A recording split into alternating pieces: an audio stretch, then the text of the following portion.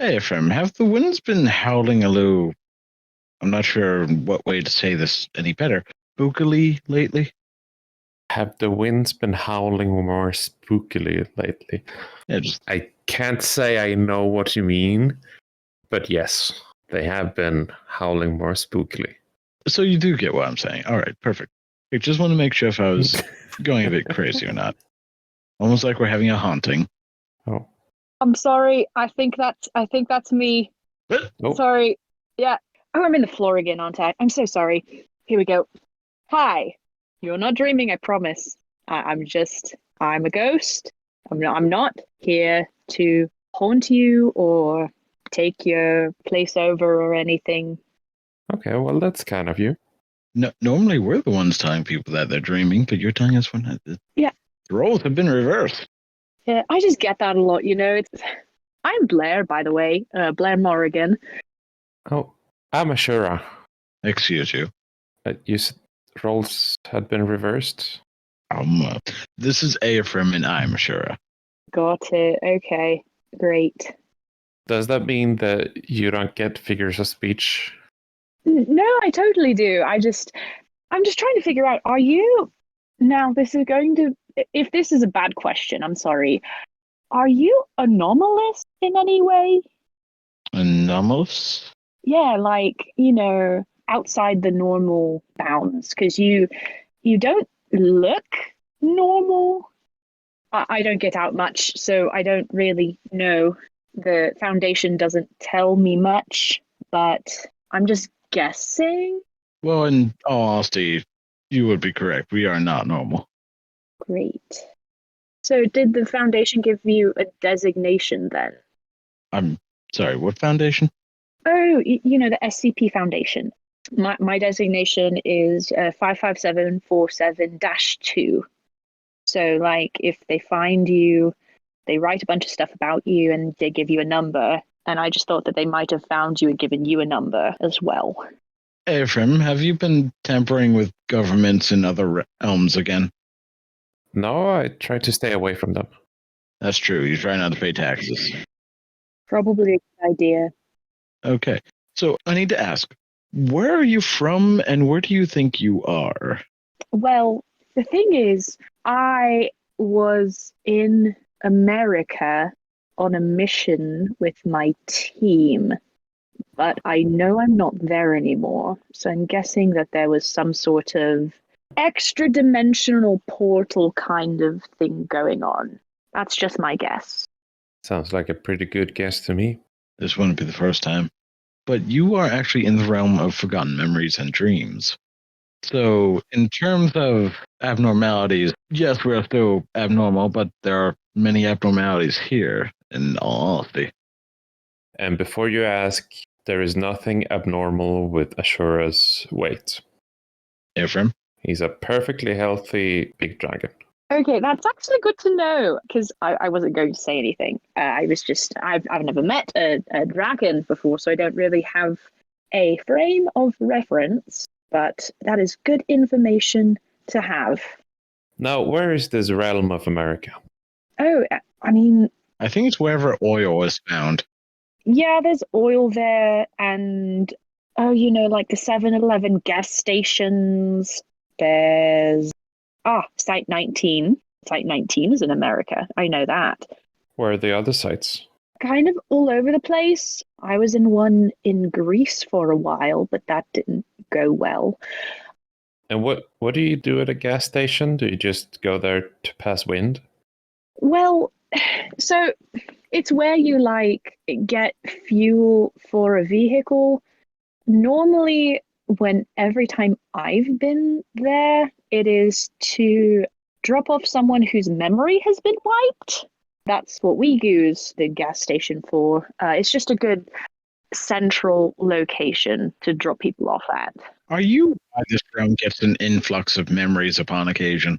Right. Yep, that's probably the SCP amnestics working there. Amnestics? I've been meaning to regulate that, or figure out what's causing it at least. Good to know. People see scary stuff, and a lot of times they don't want to have seen the scary stuff, or maybe they shouldn't see it because it's like a global security threat or whatever. So they kind of just pop them in the head or, some gas or something, and those memories just go away. Oof. Well, they don't exactly go away. They tend to come here. Oh, maybe I can find. There are some people that I'm supposed to remember, but I can't. The pictures are supposed to be on my shirt, but I can't really remember their faces anymore. I know I had people with me, and I remember some of them. Well, we can probably find the memories, but it might take a while. Can you tell us a bit about them? Yeah, so people I do remember. I remember Director Thoreau. He is the boss man in charge. He's the one who sent us here. There's Agent Williams. He's the other boss man, slightly less of a boss. He wears suits a lot. There's, Angela. I remember Angela. She's an angel. She's great. She is a literal angel with the wings and the armor and everything. There's a scientist whose name starts with a B. I think it's Burke. I'm supposed to know him. I know his name, but I don't remember any conversation we've ever had. He's kind of forgettable. No, we were sort of fighting this thing that sort of takes your memories, and we were there to track down some other people who had disappeared, and that's why I had their pictures on my shirt so that I wouldn't forget them. But then I remembered that I'm a ghost, and anything that I wear is a direct product of my mind. And so if I don't remember it, it's not going to be on my shirt anymore. Oh, okay. So that was kind of a bad plan. Is your shirt magical? Well, I mean, insofar as I'm magical, see, look, my hand just kind of can just sweep through the floor like this. I can't touch anything. I'm a ghost. Good point. Good point. This might be a touchy subject, but how did you become a ghost? If that's a politically correct term. Yeah, no, it's fine. I'm kind of the only ghost I know, so there's no standard term from what I understand. So it all started a long time ago. I did have a body once. It was mine, but I shared it. It was a complicated situation. I shared it with Blythe. She kind of had more time with it than I did, which isn't great. But she and we were in the Foundation site because we sort of killed everything that we touched with our bare skin, and we could use that energy to make strange and wondrous things happen. So they were sort of studying us. But our therapist, Helen, turns out she maybe wasn't a therapist. I think she was just faking. But anyway, she ended up working for someone else. And she helped me come up with this ritual to do so that I could have the body and Blythe would, I think, also have a body. We never really nailed it down, but something with the ritual went quite wrong and Blythe kept the body and here I am. Your therapist that wasn't a therapist helped you with that? Yeah, so she ended up working with the I think it's called the Serpent's Hand or something like that. Something really scary sounding. I think she was a psychologist. She had ulterior motives, let's just put it that way. And she ended up kidnapping Blythe, and there was a whole thing there. We had to get the body back because if she absorbed too much life force, she could blow up an entire city. And she almost did, but then we stopped everything. So that's all taken care of. Did you say the Serpent's Hand? Yeah, I don't know much about it. They don't usually have hands. I know, right? That's what I was thinking. But Director Thoreau said that it was the Serpent's Hand.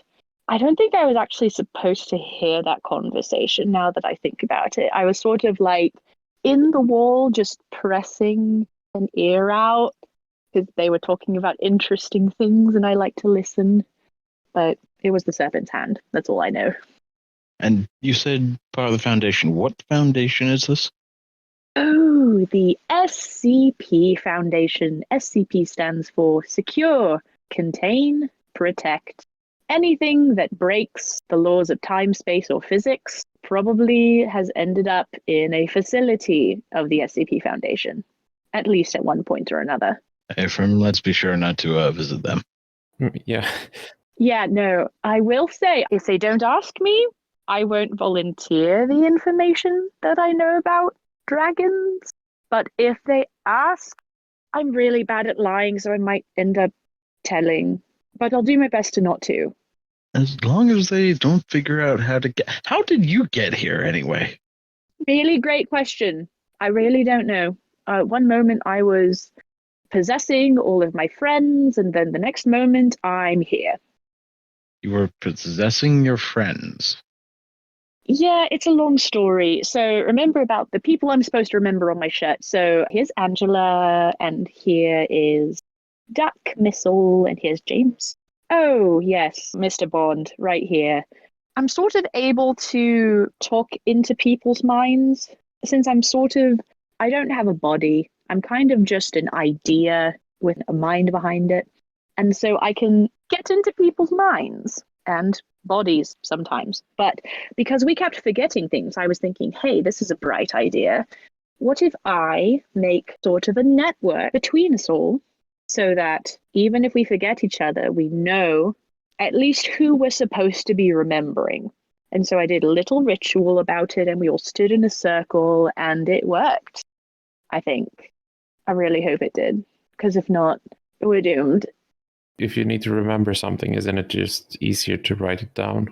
So the scientist, Burke, that's his name, Burke, he keeps this journal of literally everything. Like, he's constantly writing because he had memory issues before this started. But he kind of writes down everything as it happens. He's kind of like our stenographer. But I can't pick up a pen, so I can't write anything because I don't have physical hands. So you became a radio between everyone instead. Right. A radio? What happened to this therapist of yours? Oh, no. Did they help you with that ritual as well, or? No. So Helen, she sort of went off the deep end and was sort of organizing the destruction of a very large city. And that wasn't very good. And so in the middle of battle, I was going up to her to try to reason with her. But then Agent Williams takes out this contraption and sort of points it at Helen. And long story short, I think the Foundation stole some of my powers and found out a way to replicate it because she sort of disappeared into a bunch of dust right in front of me. Oh. And then Agent Williams' weapon started glowing and beeping like it was full of energy. Yeah, I really need a new therapist, but I don't really trust therapists anymore. So Don't blame you. It sounds like you need a therapist for the therapist. I would probably need a therapist for the therapist as well, but we're just not going to go down that road. Can't say I blame you. What road is that? Oh, no. That there's so many therapists living on. I'm sure there is one that exists. It was more of a figure of speech, as you said. He's trying, I swear, I think. I don't know. I don't know either. And what is a therapist? A therapist is someone that you talk to about your problems and someone who knows how to give very good advice for those problems. Oh. Sure, are we therapists? That's a logistical question I honestly don't know the answer to. If you have to ask, the answer might be yes. Well, we don't live on the therapist road, so I'm not sure we fit the description. Fair.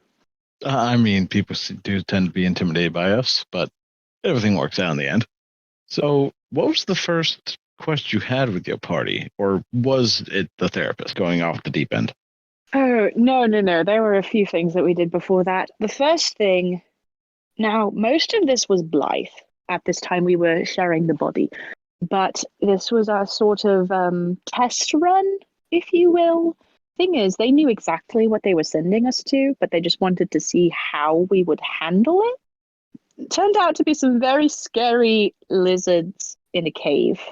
And the only reason I know, like, I don't actually remember much of what happened at all, because as soon as you leave the cave, you forget about everything. But then you kind of get this itch in the back of your brain that draws you back to the cave and the scary lizards, and then you die.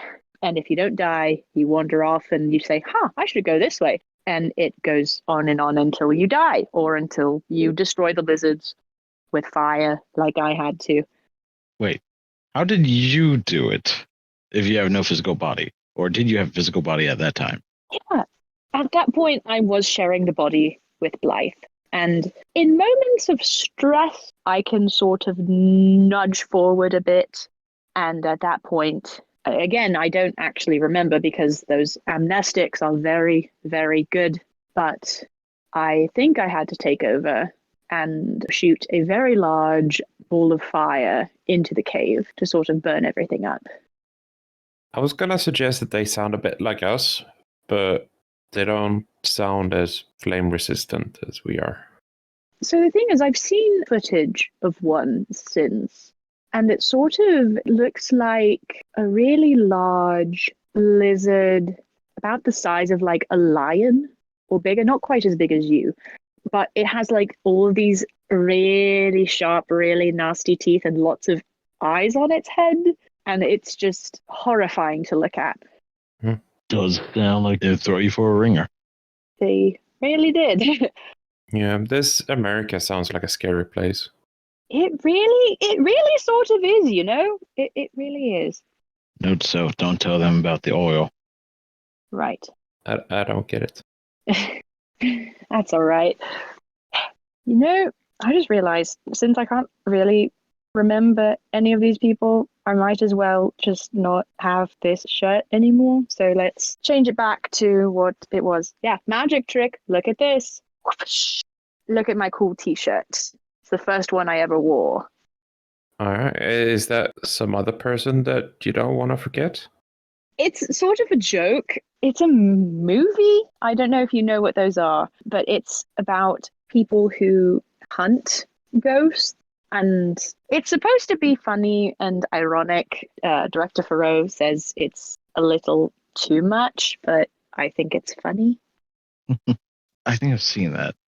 What would you say are the pros and cons of not having a body? Let's see. Pros. Being able to fly. That's really fun. Well, I can do that with a body. Well, yes, but can you go through walls? With enough ramming speed. Yes. Can you go through walls effortlessly? Oh, no. That's fun. Being able to sort of kind of be half in, half out and listen to people. I can turn invisible if I want to. Like, I could just stop letting you see me and I would just be invisible. That's really fun. Also, not really having to eat. So you don't need to eat anything? Right, because where would it go, you know? Just straight through you. Yep, here we go, right through me. I have that issue sometimes. You could eat all the cookies you want. I can't taste it, so it would be kind of pointless.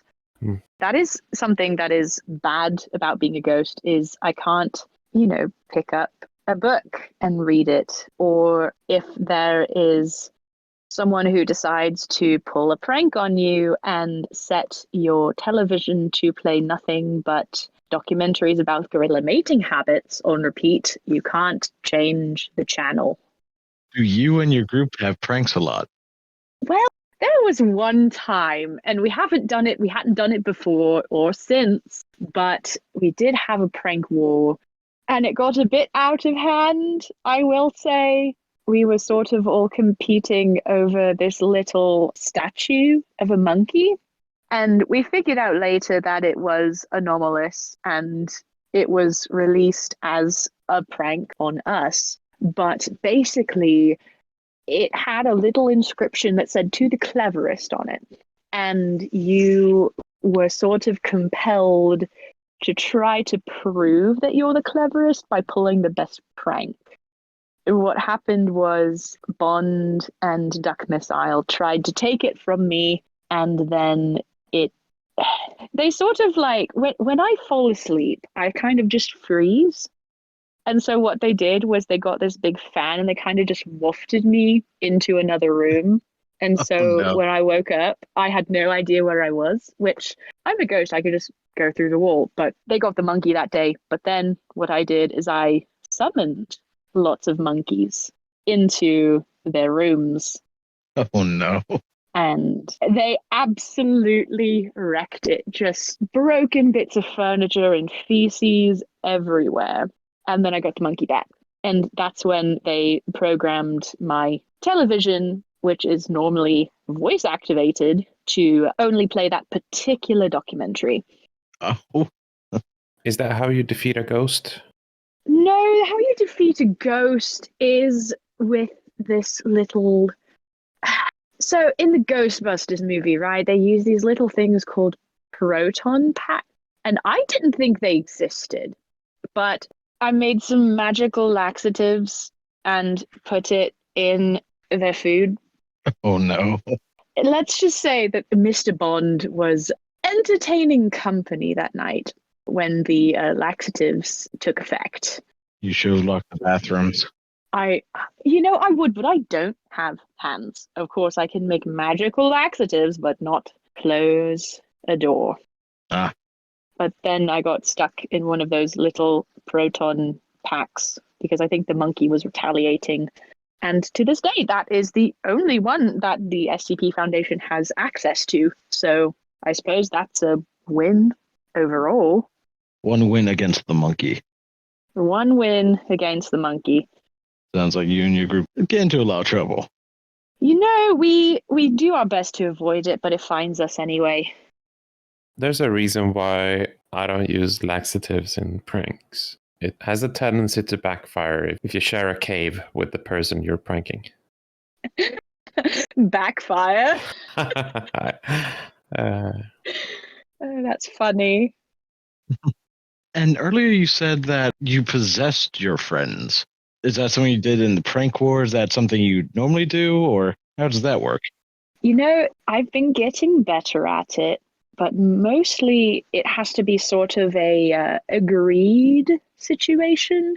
So because I'm a ghost is a mind with no body. Like the natural state of a mind is to have a body, right? So I want to, on a very basic level, be possessing of a body, but it's just not that easy to get in. And so it requires a lot of concentration and some magic words and everything like that. But if we all agree to it, I can sort of share the body. Have you ever gotten into arguments with people while in their body? Not that I can recall, but I'm sure it will happen one day. I mean, at least there'll be a story. Yes, certainly. I just had a thought.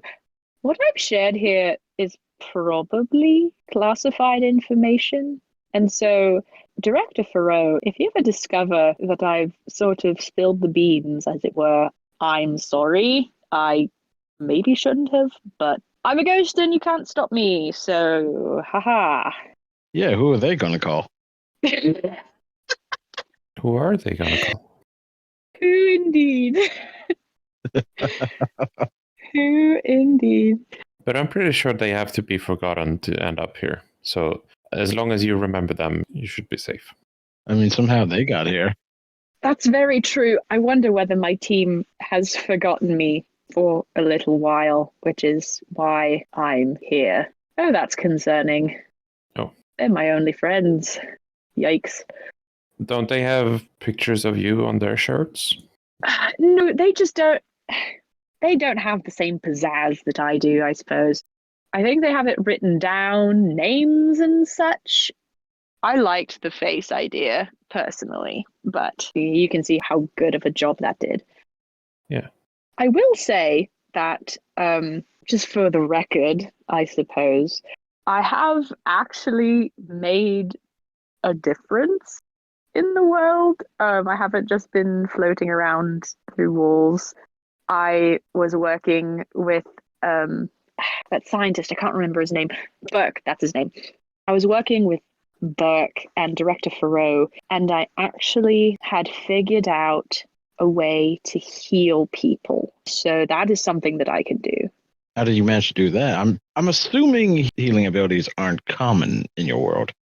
Right, no. I think actually Angela might be a bit better at it than me, but, she's an angel, so that makes sense. But it's sort of an equivalent exchange sort of thing. If you want to heal something minor, you can have a source of power that is minor. But if you want to do something that's very big and flashy, like, I don't know, regrowing a limb or something like that, you need a lot of power. So there were many experiments. Some of them ended quite badly, but a lot of them ended in success. What was your first success? I remember there was a monkey. Lots of monkeys I figured out. I suppose monkeys are just very prevalent within the Foundation. But there was a monkey that I was supposed to be healing. There was like a cut on his paw, and I healed it, but there was a side effect in which he lost all his hair.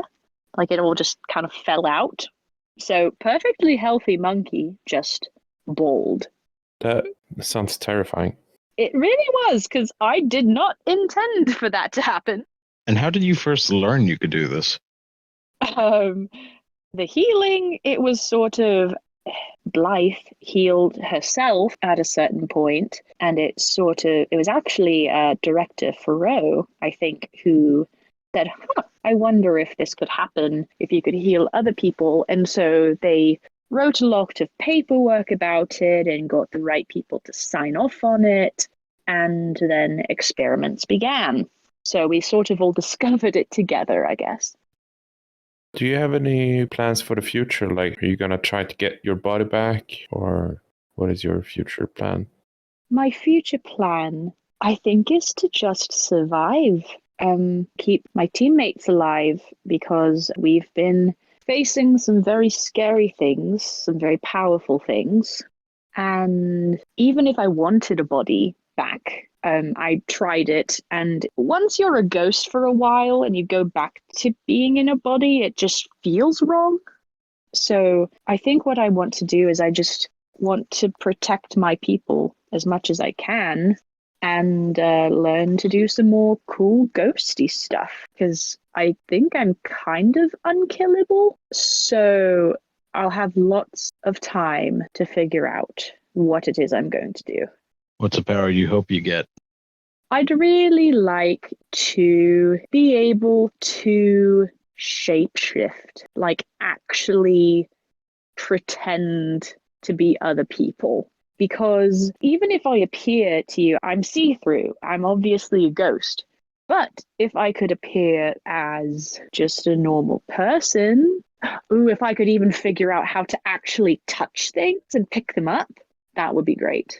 So I could just go and try to be normal for once, because that is something that I have never experienced in my entire life. Well, to be fair, you might find it a bit boring. Oh, that's true, but the thing is I could turn it off and then go back to being cool Blair Morrigan the ghost. You've got me there. It would be the best of both. Indeed. Well, would you like to take a look around the realm and see if we can find those memories that you've forgotten? That would be great. I would love to be able to go back to Director Thoreau and just lay it all out there. That would be so good. I can't wait to see the look on his face when Blair Morrigan saves the day. Oh, that'll be good. All right. Well, we'll see what we can do. But until next time, have a good awakening.